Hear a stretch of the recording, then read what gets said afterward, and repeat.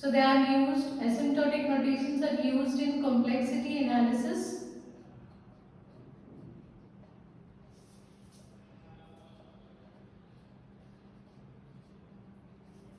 In order to describe how an algorithm performs.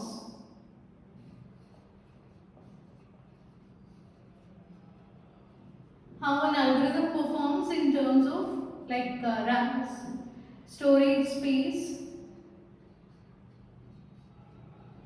or how an algorithm performs with increase in input size.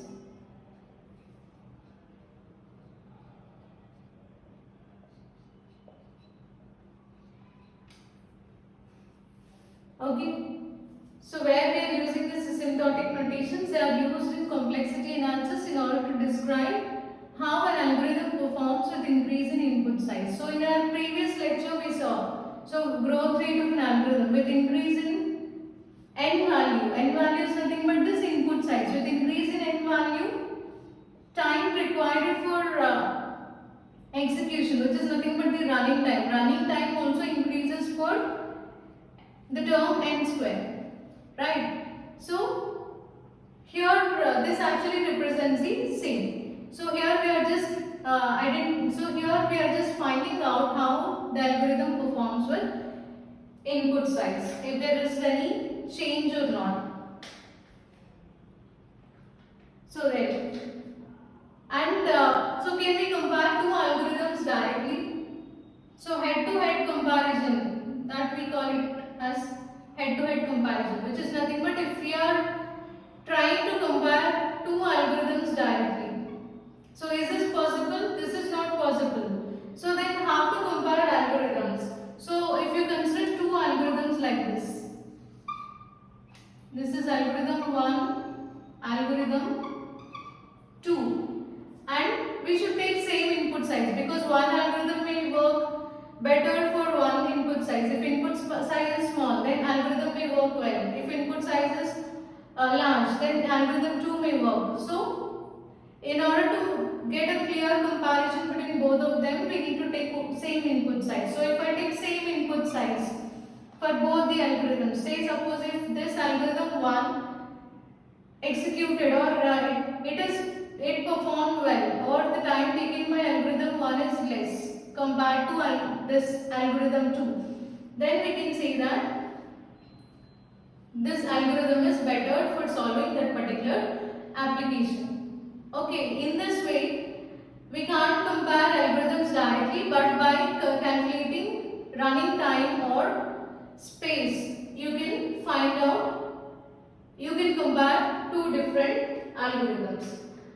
And now we'll see different types of asymptotic notations. So there are three types of notations. First one is big O, second one is omega, and third notation is theta notation. First we will see this big O notation. So big O notation, it always represents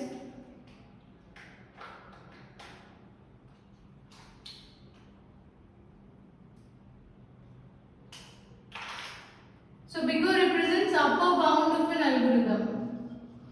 So upper bound on growth rate of algorithm,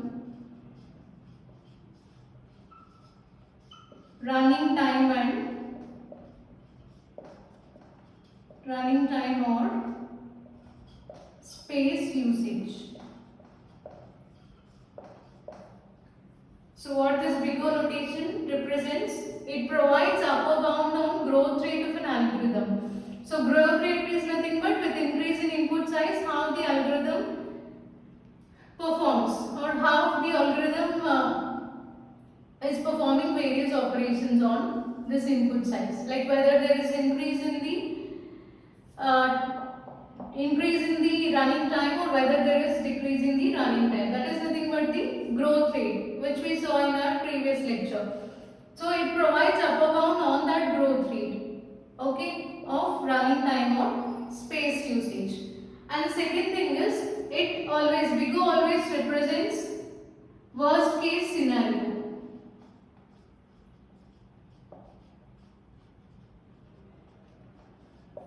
So what is this worst case scenario? Worst case scenario means if the algorithm takes maximum amount of time, okay, if the algorithm takes maximum amount of time or space in order to execute a particular task. Okay, so if the algorithm takes maximum amount of time, say suppose if the input size is n, then if it takes n number of comparisons, then that case is considered as worst case. So we can see this worst case concept in worst case scenario. Okay. So after this you can see best case, worst case and average case analysis. So there you can get better idea about this concept. Okay. Worst case scenario, it always represents maximum time if the algorithm takes maximum amount of time with increase in inputs. If the input size is n, this is nothing but the maximum input size. If the with increase in input size, if the algorithm takes more amount of time with increase in input size. So if input is n and if it takes n number of comparisons to find out that input, then that we call it as the worst case. So now let us see the definition of big O notation. I am writing it here.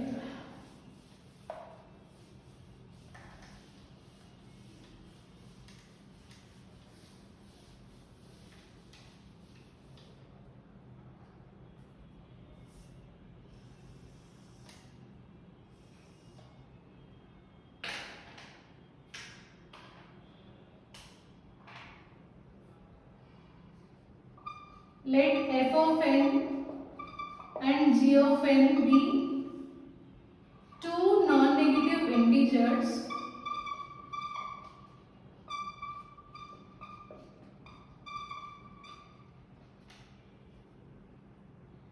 and f of n equal to big O of g of n if there exist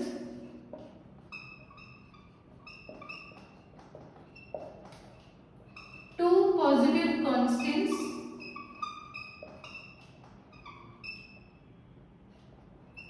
c comma n naught such that f of n is less than or equal to c into g of n for all n greater than or equal to n naught. So this is the definition of big O. So what it exactly means? So these are not integers. These two are functions, two non-negative functions. Okay, so we are taking two non-negative functions f of n and g of n, and this is the condition for big O. F of n is equal to big O of g of n. If this condition is satisfied and if there exists two positive constants c comma n naught, then you need to check whether f of n value is less than or equal to c into g of n. So let us plot a graph for this.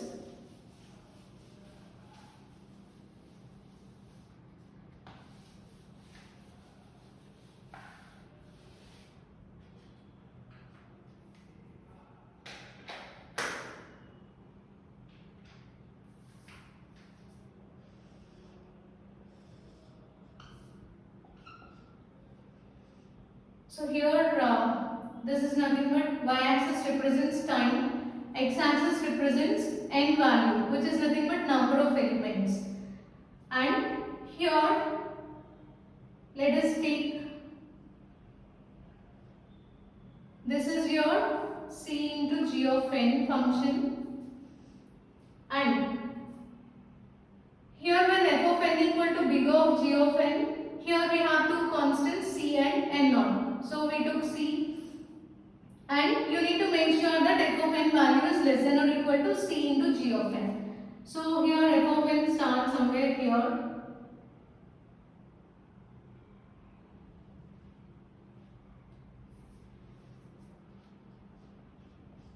So what is the condition? F of n should be less than or equal to c into g of n for n greater than n naught. So you can take this point as n naught.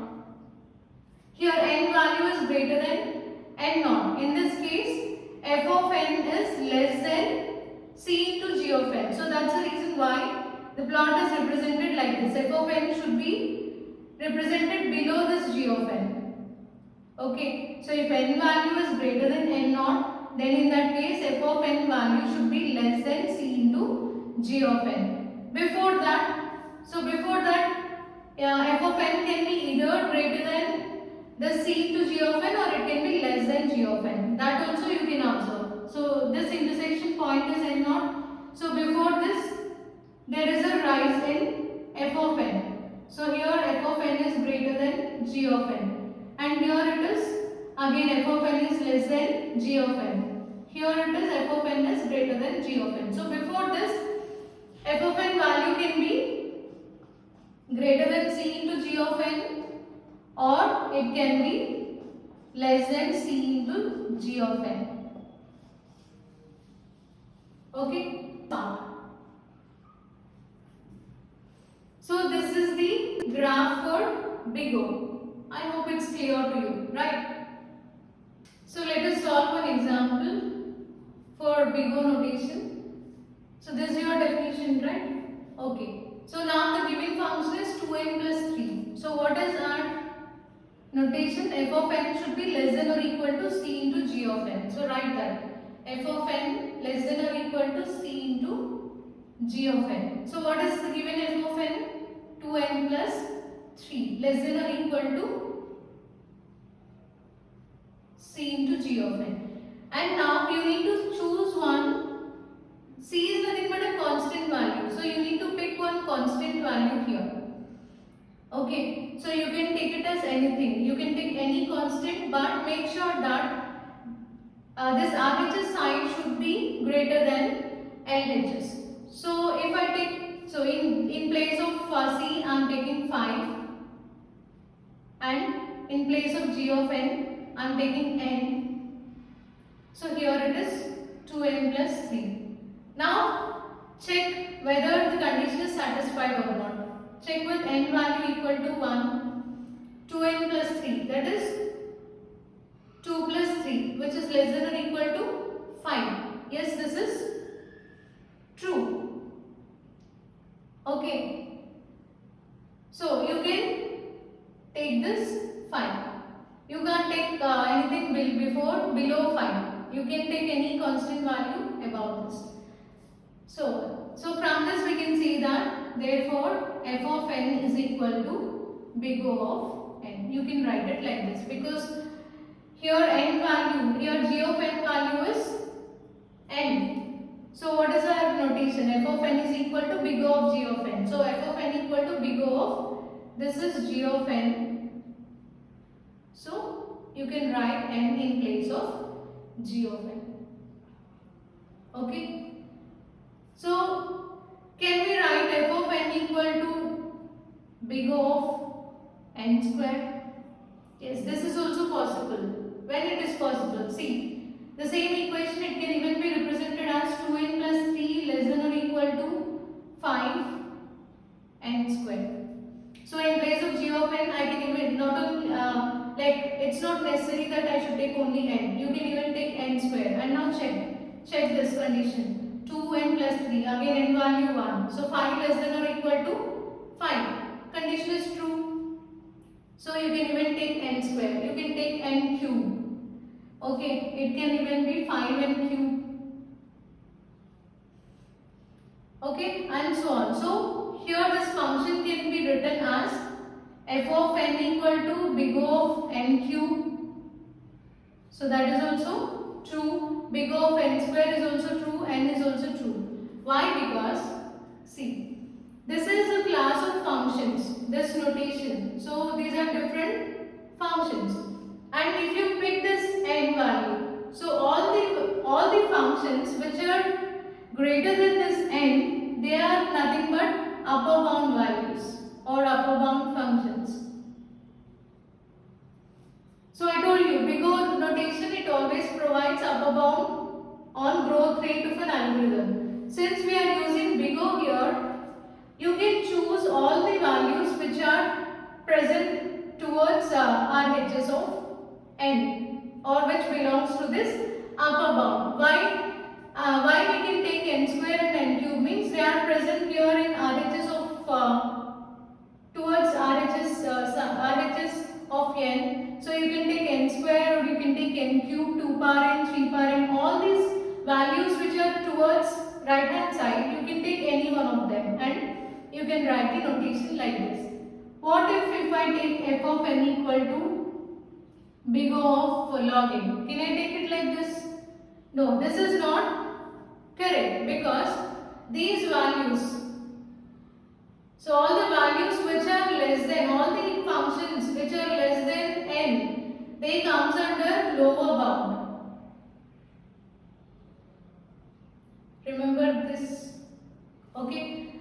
These values comes under upper bound and these values comes under lower bound. And this exact value or the exact function n, it is nothing but average bound. It provides the exact function. So that is average bound. So this is how we need to solve problems related to big O, omega or theta. Same pattern can be followed for anything, any type. There are few differences, that's it. In our next lecture, we will see about the second one, that is omega.